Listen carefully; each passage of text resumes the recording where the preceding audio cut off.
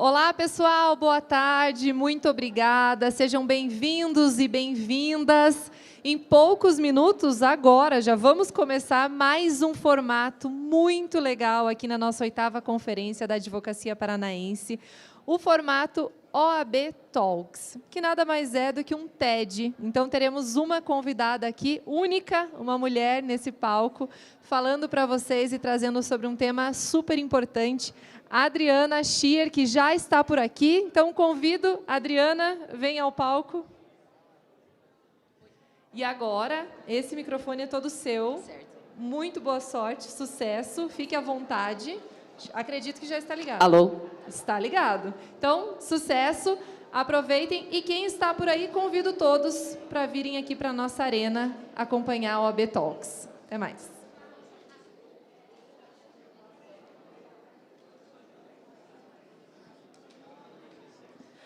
A minha morte foi decretada quando me baniram da universidade. Com essa frase, o reitor José Carlos Canzerieri, ex-reitor da Universidade Federal de Santa Catarina, se despediu da vida, se jogando do último andar de um shopping de Florianópolis, na beira-mar de Florianópolis. E por que ele teve coragem e ele levou esse ato extremo, ele foi levado a esse ato extremo? Justamente porque ele foi acusado injustamente, tanto na esfera criminal quanto na esfera administrativa, de ter desviado recursos daquela que era a sua casa, da Universidade Federal de Santa Catarina. Ele foi processado criminalmente, foi processado administrativamente, foi processado no âmbito do Tribunal de Contas da União e não deu conta, acabou com a própria vida. O sofrimento foi tão acirrado, a imprensa acabou com ele, literalmente, e ele acabou com a sua vida. Mas não se preocupem, senhoras e senhores, a justiça foi feita. Ele foi absolvido de todas as acusações, tanto na esfera criminal quanto na esfera administrativa. E agora, em julho de 2023, alguns anos depois, o Tribunal de Contas da União expediu a sua decisão. E vejam, foi o Tribunal de Contas da União que começou com a investigação. Foi a partir do Tribunal de Contas da União que foram instaurados os demais processos. E agora, repito, em julho de 2023, o Tribunal de Contas da União expede a sua decisão, declarando o quê? Que não havia qualquer irregularidade na sua gestão junto à reitoria da Universidade Federal de Santa Catarina. Gilmar Mendes suspende ação contra a procuradora por parecer favorável à licitação. Doutor Rodrigo, eu não errei. A notícia é essa mesmo. Uma procuradora do município, também da região interior de Santa Catarina, foi processada por improbidade administrativa porque opinou pela instauração de um processo de licitação. O Ministério Público daquele município, daquela localidade, entendeu que teria havido pouca vantajosidade na realização da licitação e que deveria ter sido feita uma contratação direta. Então, por ter determinado a instauração de um processo de concorrência, ela respondeu a uma ação de improbidade. Eu não errei, a notícia é essa mesmo. E aqui, uma outra notícia trágica. Jane Setenareschi esteve à frente do SEASA de 2003 a 2007. A partir de 2008, ela começa a responder, então logo saiu da SEASA, ela começa a responder incontáveis ações de improbidade administrativa, uma atrás da outra, todas sem justa causa, todas sem justa causa. Alguns anos depois, em 2010, essa notícia é de 2010, está um pouco longe, a gente não consegue enxergar a data, mas em 2010, um câncer fulminante a leva também dessa vida. Ela não deu conta, assim como o professor. Mas, novamente, professor Rodrigo, tudo foi feito com justiça. Todas as ações de improbidade foram arquivadas, com exceção de uma. E qual é o ato que está sendo processado até hoje? A gente está em 2023, a ação é de 2007. Qual é o ato que está sendo processado até hoje? Jane Setenareschi foi convocada pelo então governador, Roberto Requião, para fazer um evento no SEASA. Um evento para lançar o programa Leite da Família. Alguns que são mais ou menos da minha idade devem lembrar desse programa. O Leite da Família foi lançado num evento belíssimo. Só que o que aconteceu? Naquela semana, aqui em Curitiba, estava chovendo, coisa que quase nunca acontece. Mas naquela semana estava chovendo. E a chuva fez com que o pátio da SEASA ficasse absolutamente alagado, todo enlameado. Jane Setenareschi, absolutamente proativa, como nós mulheres temos que ser, estabeleceu o quê? Vamos comprar pedras, vamos comprar brita, vamos jogar brita no pátio do SEASA para que a gente possa fazer o evento. E assim ela fez, determinou a compra de alguns caminhões de brita, a brita chegou, foi colocada no pátio do SEASA, o evento foi feito, as fotos foram lindas e o governador de então ficou feliz. Todas as famílias receberam o leite que estava programado. Acontece que o Ministério Público não entendeu que teria sido um evento feliz e acabou por oferecer, mais uma vez, uma ação de improbidade contra a Jane. Ação essa que dura até hoje. Sabem os senhores por quê? Porque o Ministério Público entendeu que não tinha urgência para comprar as pedras. Então, que ela não poderia ter feito uma contratação direta por dispensa de licitação. Mas aí a defesa alega o quê? Vamos pensar no valor.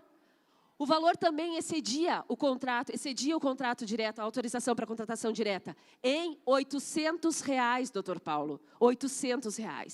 E de 2008 até hoje, 2023, a gente está custeando o Poder Judiciário, a gente está custeando o Ministério Público, eu digo o nosso orçamento, a gente está custeando o Judiciário e o Poder Público, de uma maneira geral, o Ministério Público, de uma maneira geral, para processar uma cidadã que já faleceu, portanto, é sua filha hoje, que configura no polo passivo da ação, por desvio, em tese, de R$ 800.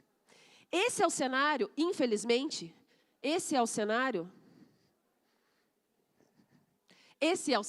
em branco, que nós poderíamos trazer ainda para ilustrar diversos outros casos. Eu tenho certeza que cada um dos advogados, cada uma das advogadas que está aqui sentada, tem vários exemplos em que há uma atuação absolutamente desmedida do Ministério Público. Uma atuação que se confunde com a busca da legalidade, uma atuação que se confunde com a busca da moralidade, uma atuação que se confunde com a busca da probidade administrativa, mas que, de fato, é excessiva, desproporcional, desarrazoada. E vou dizer mais, a quantidade de ações de improbidade administrativa é tão exacerbada que a banalização dessas ações acaba por deixar livre, por deixar fora do processo, por deixar fora do radar, aqueles agentes públicos que efetivamente dilapidam o patrimônio, aqueles agentes públicos que efetivamente contrariam o interesse público. Mas, diante desse clamor nosso, da advocacia, contra essa atuação indevida do Ministério Público, os senhores bem sabem que foi editada a nova lei não, foi editada a Lei 14.230, que altera os dispositivos da Lei de Improbidade Administrativa. E essa alteração veio justamente para tentar trazer um ambiente de maior razoabilidade, de maior racionalidade na persecução da improbidade administrativa. A tentativa da nova lei era justamente assegurar um ambiente de um devido processo legal na esfera da improbidade administrativa.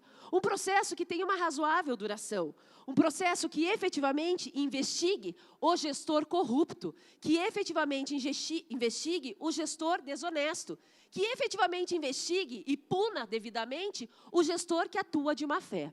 Esse é o ambiente da nova lei de improbidade administrativa, que nós, né, professora Maíra, comemoramos. Mas nem tudo é perfeito, e no Brasil a gente sempre sabe que dá para piorar um pouquinho. Ainda que a nova lei tenha trazido diversos dispositivos de excelência, atualizando mesmo e proporcionando um ambiente de maior eficácia no controle dos devidos atos de improbidade, o que ocorre é que nós já temos algumas decisões, eu vou citar duas delas aqui, algumas decisões do Supremo Tribunal Federal que jogaram um balde de água fria nos advogados que acharam que, então, nós teríamos o ambiente do devido processo legal. Eu falo aqui da ação cautelar, né, da medida cautelar que foi concedida na ação direta de inconstitucionalidade 7236 e falo também do tema de repercussão geral 1199, que foi expedido pelo Supremo Tribunal Federal. Nos dois casos, o relator é o ministro Alexandre de Moraes. E, nesses casos, a gente teve um balizamento destas normas que foram trazidas pela nova lei. A notícia que corria era que a nova lei de improbidade seria a nova lei de impunidade administrativa. E parece que foi essa notícia que chegou até o Supremo. Então, numa ponderação entre privilegiar um direito garantista, em termos de um direito sancionatório, dentro do ambiente de improbidade administrativa, ou ceder à pressão daqueles, dentro da magistratura e do próprio Ministério Público, que ponderavam e que defendiam esse ambiente de o controle desse ambiente de impunidade, parece que o Supremo Tribunal Federal acabou tendo uma decisão bastante conservadora em relação aos dispositivos da lei. Nós fizemos, no ambiente do Instituto Brasileiro de Direito Administrativo, no primeiro semestre desse ano, uma jornada, o professor Rodrigo Pironti também estava lá, uma jornada em Pirinópolis, em que foram editados vários enunciados sobre a nova lei de improbidade. E nos próximos 10 minutos, eu estou sem controlar o tempo, então eu espero que o ensaio tenha dado certo e eu fique nos 18 minutos. Por que 18 minutos num TED? Não pode ser 15, não pode ser 20, tem que ser 18. Enfim, professora Marion, estou tentando. Mas, enfim, esses enunciados, a gente tem mais de 60 enunciados feitos. Eu não vou cansá-los com 60, eu vou falar só de 3 temas. Eu vou falar aqui da prescrição, mas primeiro vou falar da questão do dolo, né, da abolição da prática de improbidade administrativa culposa, da tipificação culposa de improbidade. Vou falar da prescrição, como eu tinha dito, e vou falar, se der tempo, da questão da inviolabilidade da opinião do advogado para ensejar a ação de improbidade administrativa.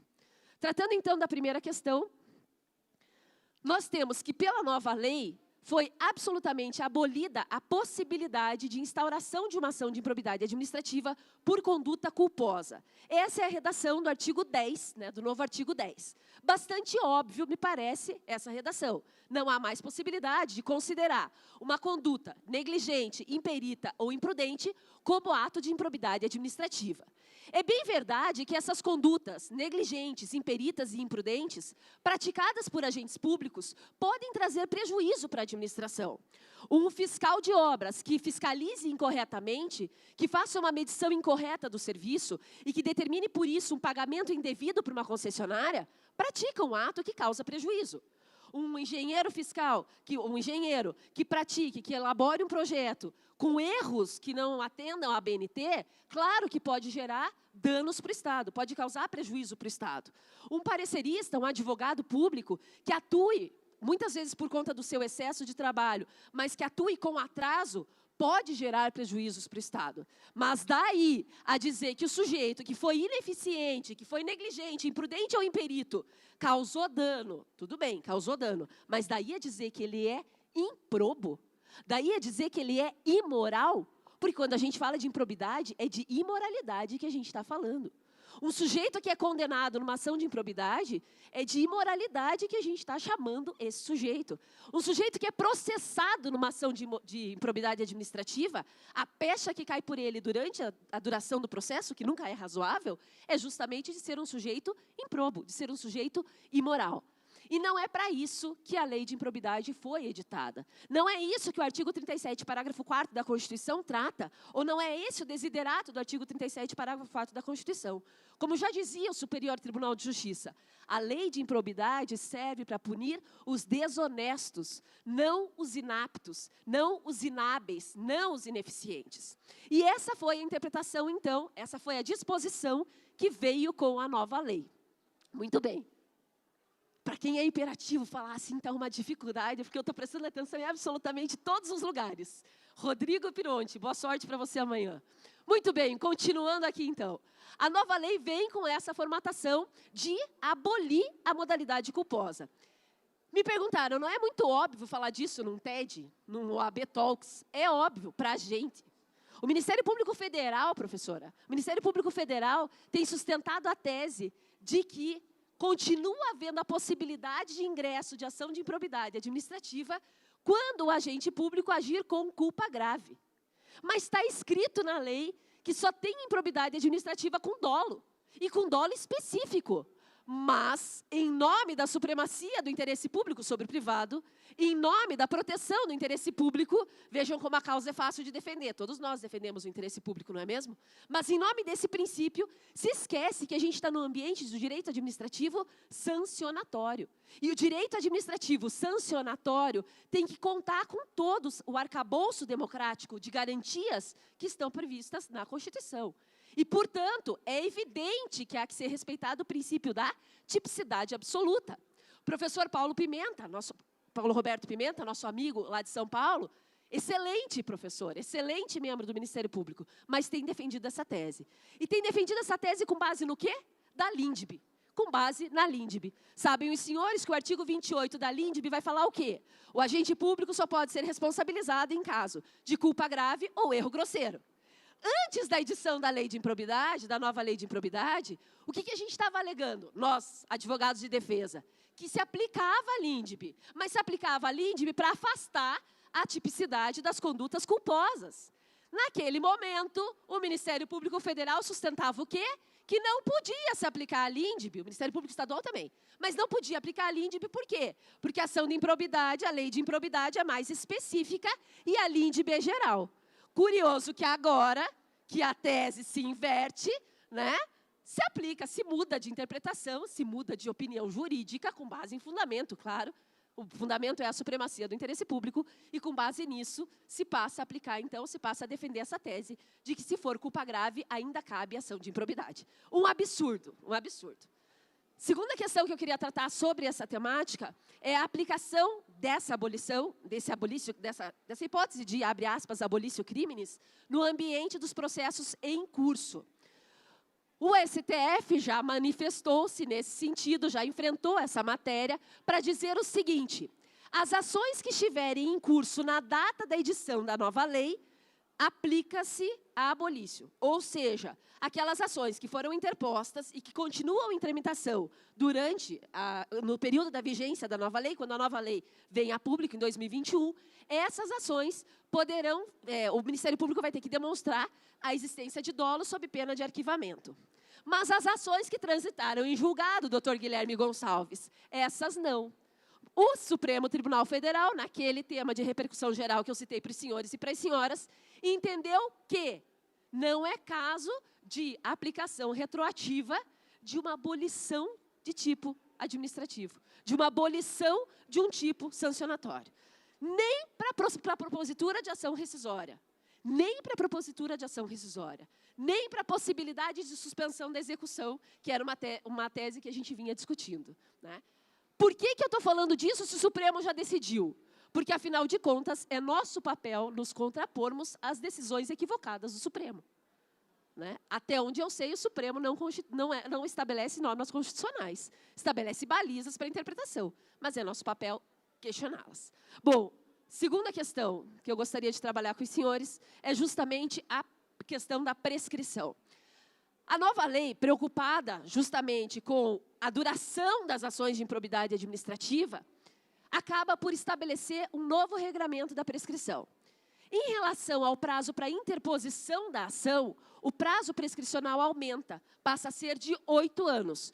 Portanto, e essa é uma dimensão que, apesar de ser mais restritiva do direito do particular, amplia o prazo prescricional, ela me parece bastante prudente, porque a gente se dissocia do tempo de um mandato do agente político. Então, 8 anos é um tempo bacana para que seja proposta, para que seja interposta a ação.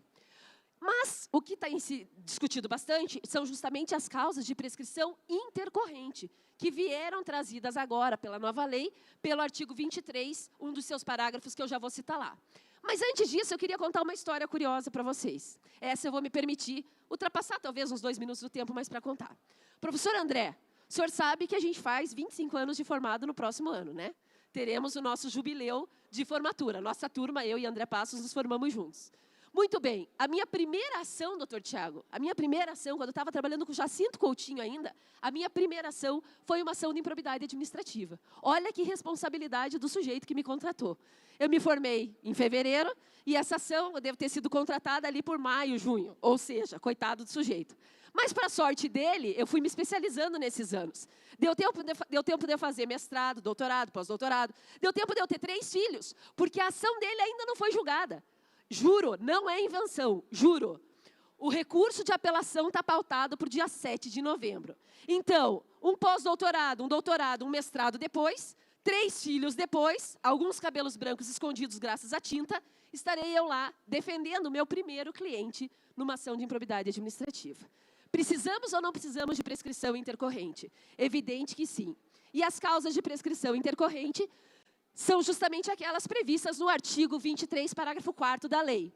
Ajuizamento da ação, que interrompe a prescrição, publicação da sentença condenatória, se for uma sentença de absolvição, não interrompe a prescrição, isso é extremamente importante, e as demais decisões exaradas pelos tribunais, aí também interrompem. Mas a pegadinha é, Interrompida a prescrição, recomeça a contar o prazo pela sua metade, ou seja, 4 anos.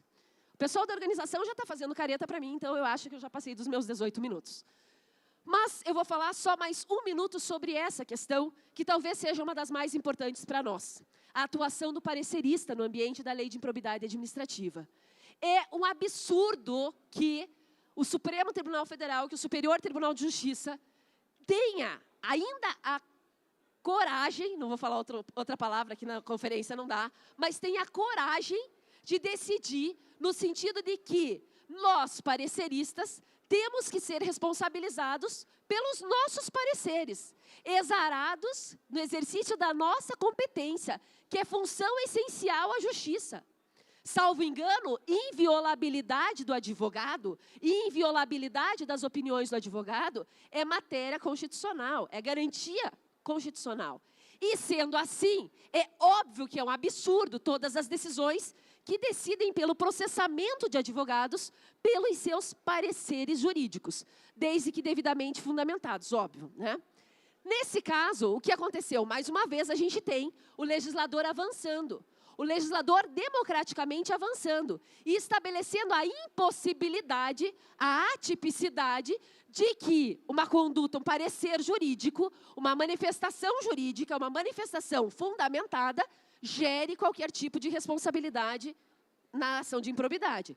Mesmo que essa decisão esteja fundamentada numa jurisprudência que não seja unânime.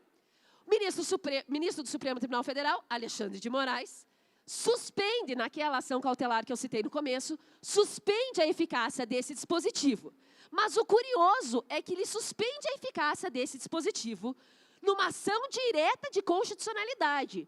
Vamos lembrar, exercício do poder jurisdicional limitando o exercício do poder legislativo democrático.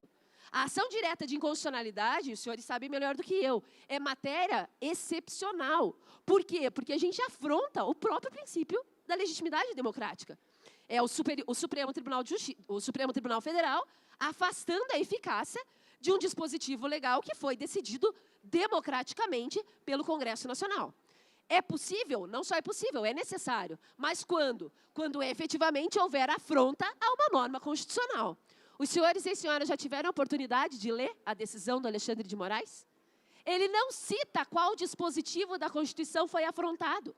Ele suspende a eficácia dos dispositivos vários da lei, estou citando um só aqui, ele suspende a eficácia e não cita nenhum dispositivo constitucional.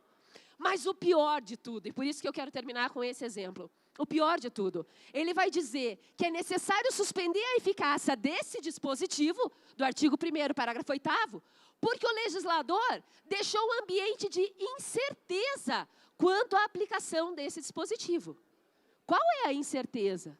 Mas o pior é, como que eles têm coragem, desculpa a expressão chula, mas como é que o ministro tem coragem de dizer que o dispositivo que está no artigo 1º, parágrafo 8º, é incerto, a dizer, a sustentar que não se pode haver improbidade por exegese, que é disso que está se tratando?